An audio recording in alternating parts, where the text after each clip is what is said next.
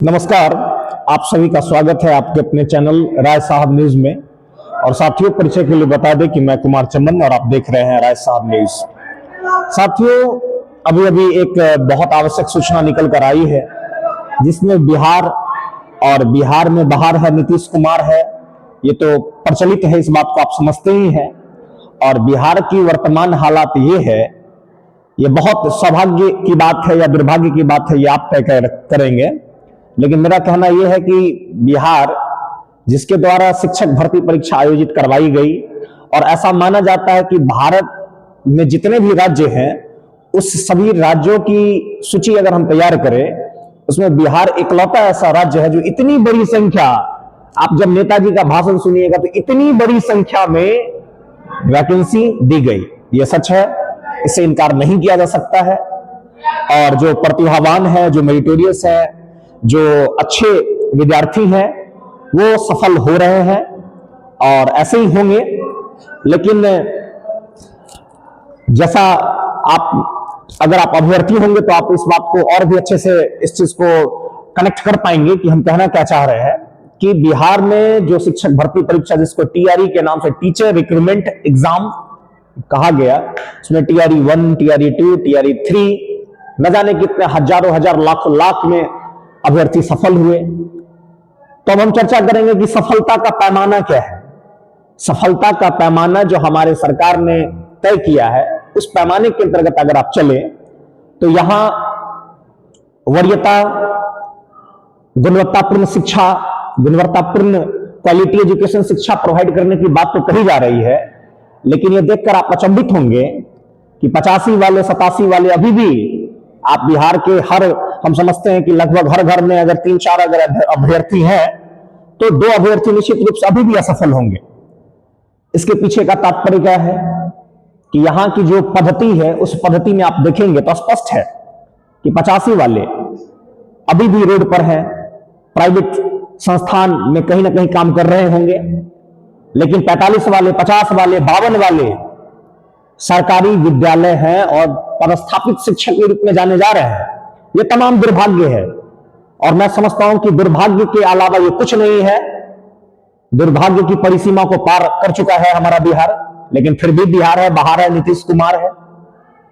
चलिए, अभी मैं आपको एक सूचना प्रदान करूं जिसमें अभी जानकारी निकल कर आ रही है कि माननीय शिक्षा मंत्री सुनील कुमार ने बताया है कि बहुत जल्द ही टीआरई 4 का विज्ञापन जारी किया जा सकता है।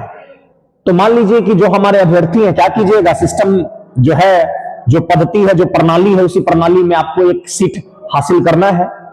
तो मैं तो इतना ही कहूंगा कि असफलता, आप लगातार असफल हो रहे हैं तो निश्चित रूप से आप कुछ बड़ा करने जा रहे हैं, इसलिए घबराना नहीं है। आप लोग लगिए। और टीआरई 4 जो अभी आ रही है, उसमें आप जानते हैं कि कंपटीशन का लेवल भी बढ़ेगा, क्योंकि और भी अन्य बच्चे भी, नए नए बच्चे भी शामिल होंगे इस बार। साथ ही साथ एनआईएस वालों बच्चे के लिए भी एक सुनहरा अवसर है, वो भी शामिल होंगे। तो कंपटीशन और भी टफ ही होगा। आप समझ रहे हैं कि सरकार कहती है कि भाई इतना सीट पर हम बहाली निकाल रहे हैं, पता चलता है कि जब रिजल्ट दिया जा रहा है तो जो सीट है उसमें भी लगभग 20 से 25% कटौती कर दी जा रही है।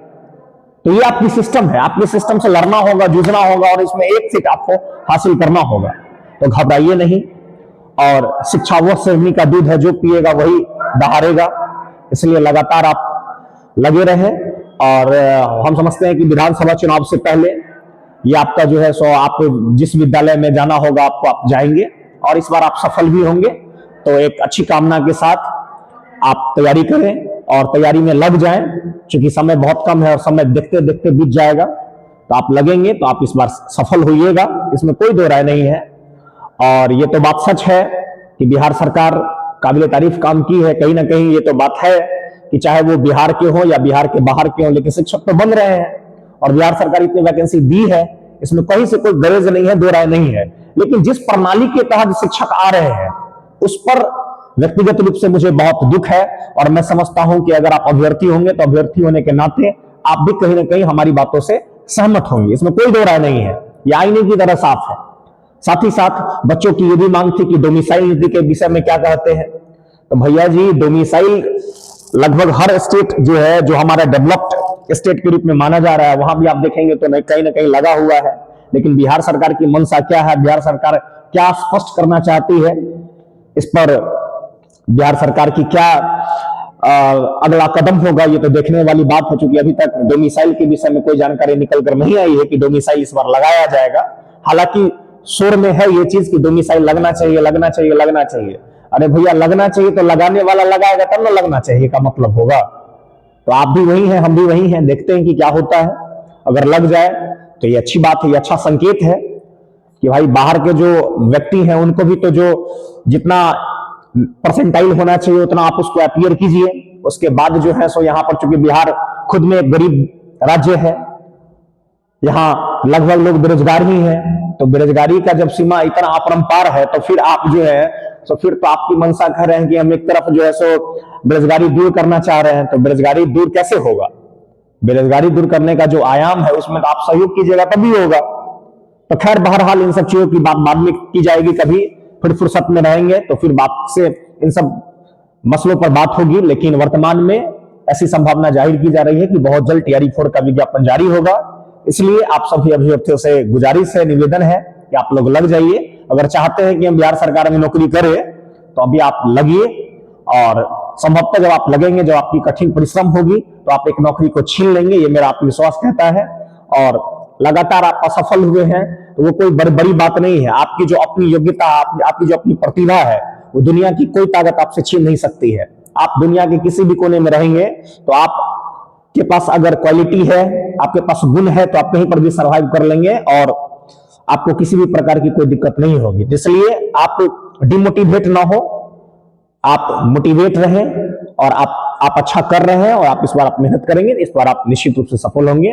तब तक के लिए आप सभी मित्रों का बहुत बहुत धन्यवाद। अगर मेरी बात अगर आपको अच्छी लग रही होगी तो थोड़ा आप शेयर कर देंगे, जिससे कि जन जन तक पहुंचने का जो हमारा संकल्प है कि इस बार हम जिस प्रकार से काम कर रहे हैं वो लगातार बनी रहे। थोड़ा समय का अभाव जरूर होता है, लेकिन इसी बीच में इस बार मेरा संकल्प है कि लगातार वीडियोज आएंगे अलग अलग मुद्दों पर। तो इसके लिए हम प्रयासरत हैं, आप लोगों का साथ बना रहे। तब तक के लिए आप सभी मित्रों का बहुत बहुत धन्यवाद।